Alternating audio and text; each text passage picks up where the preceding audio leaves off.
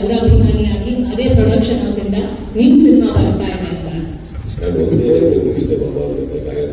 Very honored to be working with Nandan, and I also say thank you for this opportunity. ಇವೆರಡೇನು ಹೇಳ್ತಾ ಇದೀವಿ ಅಂದರೆ ಒಬ್ಬ ವ್ಯಕ್ತಿ ಹಾಗೂ ಅವರ ಸಂಸ್ಥೆಯ ಸಾಧನೆ, ಆ ಸಾಧನೆಯಲ್ಲಿ ನಮ್ಮದೊಂದು ಕೀರ್ತಿ ಇದೆ.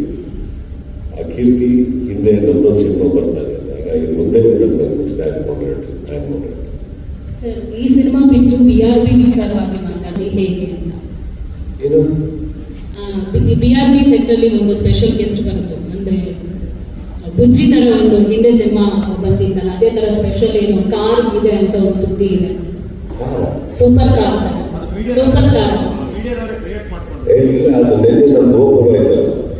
ಅದಲ್ಲ, ಹಿಂದೆ ಒಂದು ವಾರದ ಹಿಂದೆ ರಿಲೀಸ್ ಆಗಿತ್ತು, ಫೋಟೋ ಬಂದಿತ್ತು, ಅದು ಇದೆಯಾ ಇಲ್ವಾ? ಯಾರ ಫೋಟೋ? ಆ ಕಾರ್ ಇದೆ ಸರ್, ಸೂಪರ್ ಕಾರ್. ಇಲ್ಲ ನೆನ್ನೆ ಬಂದಿತ್ತಲ್ಲ, ನೆನ್ನೆ ನೋಡಿದ್ರಲ್ಲ ನೀವು, ಅದೊಂದು ಫೋಟೋ ಇಲ್ಲ. ಒಂದು 15 ದಿನದ ಹಿಂದೆ BRB ಒಂದು ಫೋಟೋ ರಿವೀಲ್ ಆಗಿತ್ತು. ಅದರಲ್ಲಿ ಸುದೀಪ್ ಸರ್ ಈ ಸಿನಿಮಾದಲ್ಲಿ ಸೂಪರ್ ಕಾರ್ ಯೂಸ್ ಮಾಡ್ತಿದ್ದಾರೆ, ಅಂದ್ರೆ formula type car.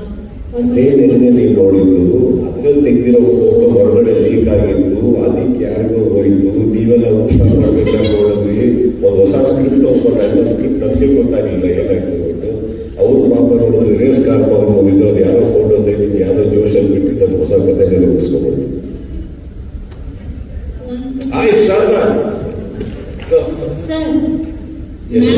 Max cinema super ಆಗಿತ್ತು. ನಿಮ್ಮಿಬ್ರು ಕಾಂಬಿನೇಷನ್ ಅಂತೂ ಅದ್ಭುತ.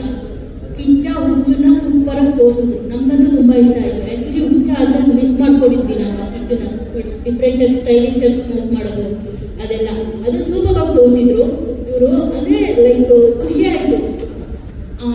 ಅವಾಗ ಹುಚ್ಚನ್ನ ನೋಡಿದ್ವಿ ನಾವು, ಅದನ್ನ ಇದು ತುಂಬಾನೇ ಸ್ಟಡಿ ಮಾಡಿ ಸುದೀಪ್ ಅವ್ರನ್ನ ಯಾವ ತರ ಆಡಿಯನ್ಸ್ಗೆ ತೋರಿಸಿದ್ರೆ ಇಷ್ಟ ಆಗುತ್ತೆ ಅಂತ ಹೇಳ್ಬಿಟ್ಟು ಅವ್ರು ನೀಟಾಗಿ ಸ್ಟಡಿ ಮಾಡಿ ಸಿನಿಮಾ ಮಾಡಿದ್ರು.